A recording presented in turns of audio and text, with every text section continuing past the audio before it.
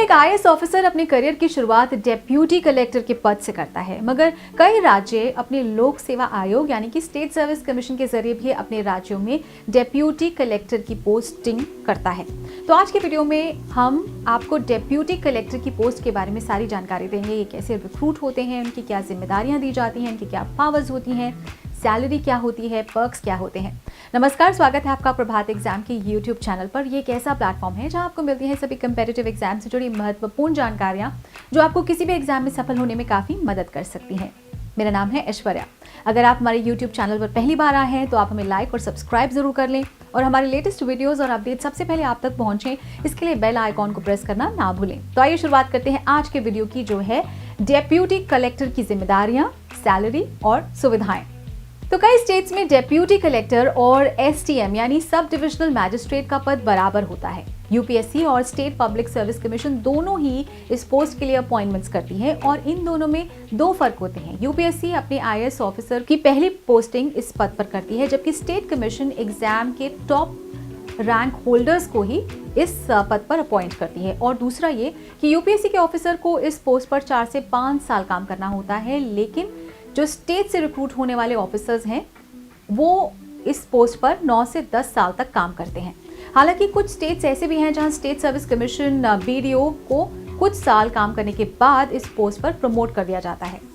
तो अब बात करते हैं कि एसडीएम के ऊपर कौन कौन सी जिम्मेदारियां होती हैं और उन्हें क्या पावर्स दिए जाते हैं। तो एक डिस्ट्रिक्ट के अंदर कई सब डिविजन्स होती हैं और इसकी पूरी जिम्मेदारी एक एसडीएम के ऊपर होती है। वो डिस्ट्रिक्ट कलेक्टर का सेकेंड इन कमांड होता है। एक एसडीएम को अपने इलाके की प्रशासन से जुड़ी हर मामलों की देखरेख करनी होती है। तो इसके अंतर्गत वहाँ की law and order, land survey, revenue collection, disaster management और सरकार की पॉलिसीज को लागू करना शामिल है। कई जगहों पर एसडीएम को एग्जीक्यूटिव मैजिस्ट्रियल पावर्स भी मिले होते हैं। इसका मतलब हुआ कि वो वहाँ कुछ दीवानी मामलों की सुनवाई भी अपने स्तर पर कर सकता है। इसके अलावा वो कुछ मामलों में रेड मारने और इंक्वायरीज करने की भी उसमें शक्ति होती है और वो अपने सब डिवीजन के अंतर्गत आने वाले ब्लॉक्स और सर्कल्स के ऑफिसर्स जैसे कि बीडीओ, सीओ या तहसीलदार का रिपोर्टिंग ऑफिसर होता है, जबकि उसे खुद अपने डिस्ट्रिक्ट का डीएम को रिपोर्ट करना होता है।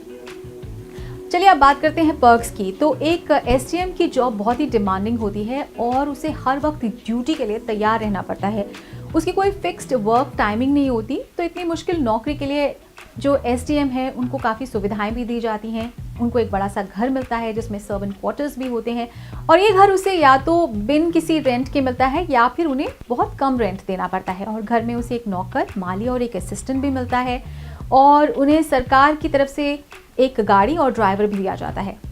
और अगर एक एसडीएम की पोस्टिंग किसी सेंसिटिव इलाके में है तो उन्हें और उनके परिवार को पुलिस प्रोटेक्शन भी दी जाती है और घर में मिलने वाली सुविधाओं में सब्सिडाइज्ड रेट्स पर इलेक्ट्रिसिटी, फोन, इंटरनेट इत्यादि भी शामिल है।